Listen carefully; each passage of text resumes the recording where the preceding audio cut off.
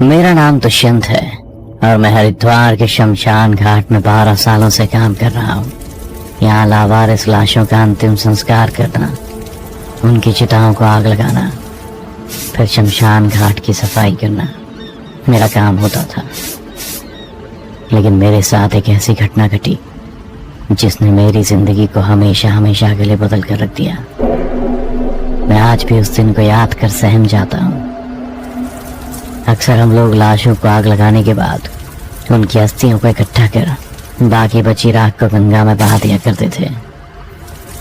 मेरे पास अक्सर हवलदार और पुलिस इंस्पेक्टर का आना जाना लगा रहता था, क्योंकि मैं लावारिस लाशों का अंतिम संस्कार सबसे कम खर्चे में किया करता था और मुझे ज्यादा मेहनत भी नहीं करनी पड़ती थी। पर फिर एक शाम शमशान घाट में एक इंस्पेक्टर मेरे पास एक अनजान लड़की की लाश को लेकर आया। बोला, दुष्यंत, ऊपर से ऑर्डर है, जल्दी से निपटा डाल इसे, बहुत बड़ा सिरदर्द है ये। और सुन, अस्थियां वस्तियां वाला तामझाम नहीं चाहिए, बस लाश को फूंक और सारा कुछ गंगा में बहा दे, गंगा माँ सब माफ कर देगी। ये कहते हुए इंस्पेक्टर ने कफन में लिपटी हुई लाश को गाड़ी से उतार कर मेरे सामने रख दिया, जिसे देख मैंने इंस्पेक्टर से फिर कहा, पर साहब, शाम के 6 बज गए, अर्थी सजाते सजाते ही रात हो जाएगी, रात को अंतिम संस्कार भी नहीं कर सकते हैं, वेदों में इसकी सख्त मनाही है, पाप लगता है साहब। मेरी इस बात पर इंस्पेक्टर कुछ सोचते हुए बोला, अच्छा ऐसा है क्या, तो ये ले, रख ले। गंगा और गांधी, इन दोनों से या तो पाप धुल जाते हैं या फिर हमेशा हमेशा के लिए दफन हो जाते हैं। अब फालतू की बारेबाजी बंद कर, मुझे ऊपर भी जवाब देना होता है। इंस्पेक्टर ने अपनी पैंट की जेब से अनगिनत नोट निकाल मेरी शर्ट की जेब में ठूंस दिए और खुद कोने में जाकर बीड़ी पीने लगा। शायद सच ही कहा था उसने, गंगा और गांधी से अपने पापों को छिपाया और मिटाया जा सकता था। तभी तो मैं बिना कोई सवाल किए उस लड़की को जलाने के लिए अस्थियां सजाने लग गया। मैं कफन में दबी लाश को देख ही रहा था कि इतने में इंस्पेक्टर ने मुझे फिर से कहा, यार दुष्यंत, वैसे ज्यादा लकड़ियां लगने नहीं वाली है, जवान थी ये, देख तो कितनी दुबली पतली सी है, इसलिए बोल रहा हूँ जल्दी से फूंक डाल इसे। कुछ देर बाद मैंने इंस्पेक्टर से फिर कहा, इंस्पेक्टर साहब, सब सेट कर दिया मैंने, आओ जरा लाश को हाथ लगाओ, चिता पर लिटाते हैं इसको। मैं अंतिम संस्कार के सारे इंतजाम कर चुका था, अब बस लाश को चिता पर लिटाकर उसे अग्नि देनी थी। इसलिए ही मैंने इंस्पेक्टर को अपने पास बुलाया था। इंस्पेक्टर भी मेरे बुलाने पर मेरी मदद करने आ गया। हम दोनों ने लड़की की लाश को उठाकर उसको चिता पर लिटा दिया। उसका जिस्म तप रहा था, हाँ, लड़की का जिस्म तप रहा था। साहब, कितना टाइम हुआ है इसे मरे हुए? इस पर इंस्पेक्टर ने कहा, तुझे क्या करना, ज्यादा पुलिस वाला मत बन, ज्यादा बोलेगा ना तो इसके खून में तुझको अंदर कर दूंगा, समझा? मैं भी इंस्पेक्टर की बात सुन चुप हो गया।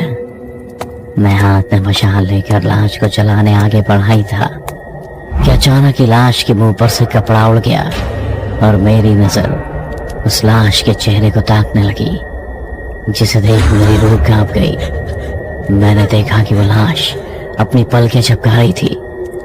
ऐसा लग रहा था कि शायद वो लाश रो रही थी, क्योंकि उनकी आंखों से निकले आंसू थम नहीं रहे थे। उस लाश को देख मैं भी एक पल को जिंदा लाश बन गया था और यही सोच रहा था कि ऐसा कैसे हो सकता है, क्योंकि आज तक मैंने कभी किसी लाश को रोते हुए नहीं देखा था। मैंने इंस्पेक्टर से चीखते हुए कहा, इंस्पेक्टर साहब, ये मरी नहीं है, ये तो जिंदा है, ये क्या अनर्थ करवा रहे हैं आप मुझसे? मैं इंस्पेक्टर से कहता हुआ पीछे हट गया और मेरे हाथ से मशाल भी नीचे गिर गई। इस वक्त पूरे शमशान घाट में सिर्फ हम लोग ही थे, इसीलिए मेरी चीख सुनकर भी कोई हमारे आसपास भी नहीं भटका। धीरे धीरे मुझे समझ आने लगा था कि ज्यादा पैसों के लालच में आकर मैं पाप करने जा रहा था। इस पर इंस्पेक्टर बोला, दुष्यंत, तू पागल तो नहीं हो गया है? कैसी बातें कर रहा है? वो एक लाश है और लाश सांस नहीं लिया करती। तेरा ये रोज का काम है, फिर भी तू ड्रामे कर रहा है। माना कि रात हो गई है, पर डर क्यों रहा है? मैं हूं तो तेरे साथ। जल्दी से चिता को अग्नि दे, समझा?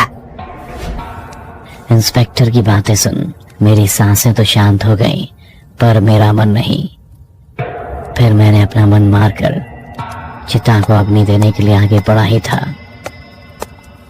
तभी मुझे ऐसा महसूस हुआ कि मशाल के आसपास काले साए मंडरा रहे हैं और चिता से भी लकड़ियां अपने आप गिर रही हैं।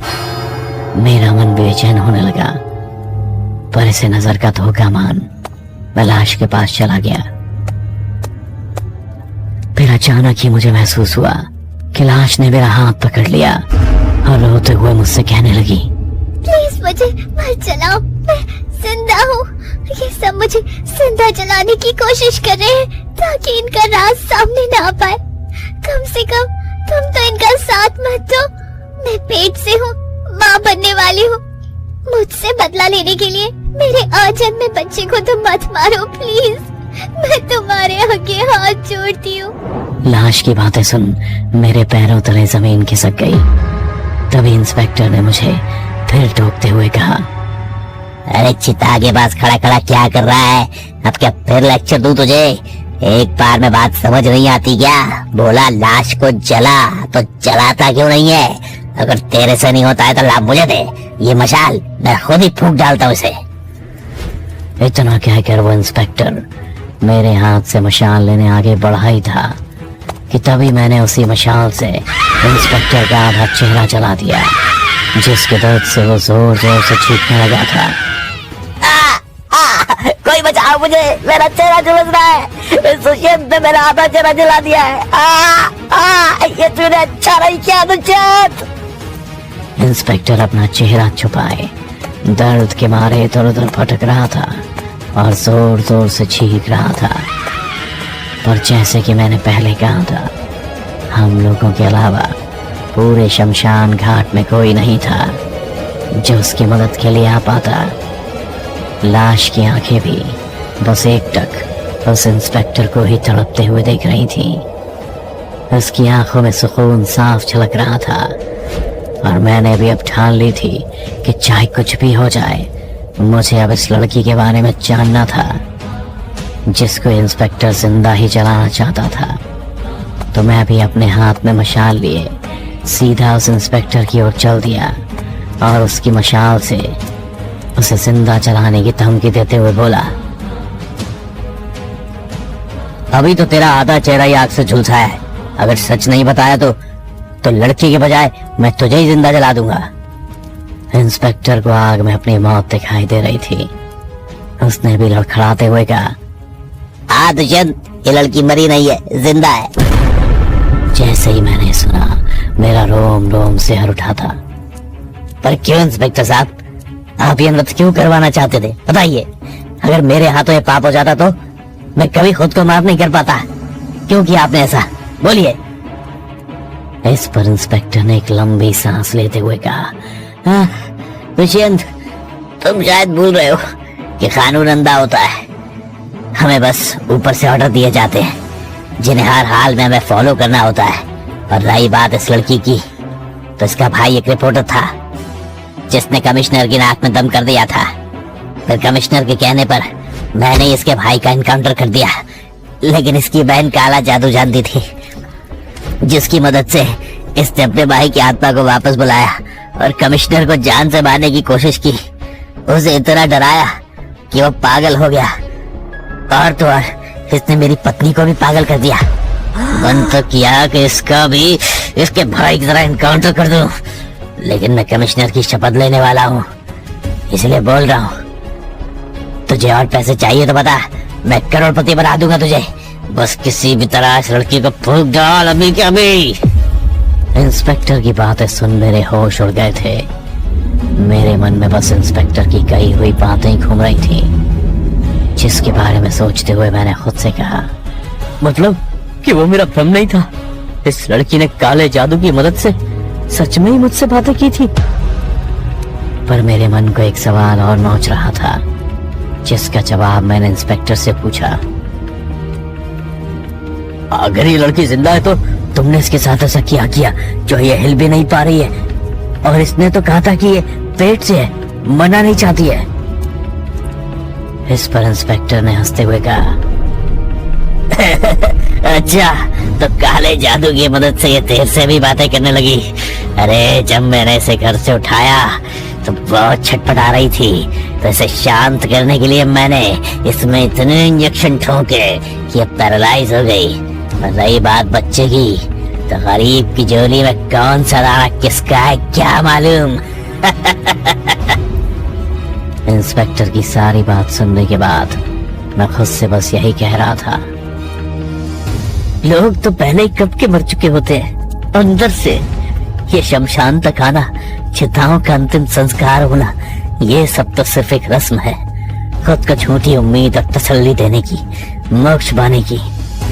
मैं खुद से कह ही रहा था कि मेरा ध्यान भटकते ही इंस्पेक्टर ने अपनी रिवॉल्वर मुझ पर तानते हुए कहा, दुष्यंत, तेरा एनकाउंटर तो मैं अपने हाथों से ही करूंगा।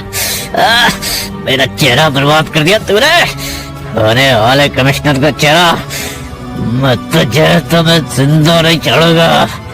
इतना कहकर इंस्पेक्टर मुझ पर गोली चलाने ही वाला था कि तभी तेज हवाएं चलने लगी और चिता पर लेटी हुई लड़की का कफन उड़कर मेरी रक्षा के लिए मेरे सामने आ गया। इंस्पेक्टर ने गोली चलाई भी, पर एक भी गोली कफन को चीर नहीं पाई। मैं सही सलामत ही कफन के दूसरी तरफ खड़ा रहा, मानो जैसे वो कफन कोई कपड़ा नहीं बल्कि कोई लोहे की दीवार हो। इंस्पेक्टर ने अपनी रिवॉल्वर 6 की 6 गोलियां मुझ पर चला दी थी, पर एक भी मेरा बाल भी बांका नहीं कर पाई, और अगले ही पल वो कफन इंस्पेक्टर के जिस्म से लिपटकर उसका दम घोटने लगी। इंस्पेक्टर का जिस्म उस कफन में कटने लगा था। वो दर्द के मारे चीख रहा था, तड़प रहा था, अपनी जान की भीख मांग रहा था। इंस्पेक्टर के जिस्म से लिपटा कफन उसके खून में भीग पूरी तरह से लाल हो चुका था। न जाने मेरे मन को भी क्या सूझी, मैंने भी नीचे गिरी मशाल को उठाकर उस कफन में आग लगा दी। उसमें कैद वो इंस्पेक्टर जिंदा ही जलने लगा था। कुछ देर तो उसकी चीखों की गर्माहट हवा में रही, लेकिन फिर धीरे धीरे सब कुछ रात के सन्नाटे की तरह शांत हो गया। इंस्पेक्टर के चलने के बाद मैंने उसकी अस्थियां गंगा में बहा दी और उस लड़की को लेकर घर चला आया। आज उस घटना को 8 साल हो चुके हैं। मैंने अब शमशान में काम करना छोड़ दिया है।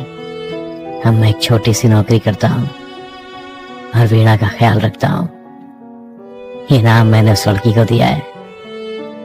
उसके पेट में पल रहा बच्चा दवाइयों के रिएक्शन से पेट में ही मर गया था, पर वह आज भी मुझसे पल के झपका कर ही बातें किया करती है। सच कहूं तो मैं वीणा से प्यार करने लगा हूं, पर यह बात मैं उसे तब बताऊंगा जब वो पूरी तरह से ठीक हो जाएगी। पर आप उससे कुछ मत कहना, पता है ना, वो काला जादू जानती है।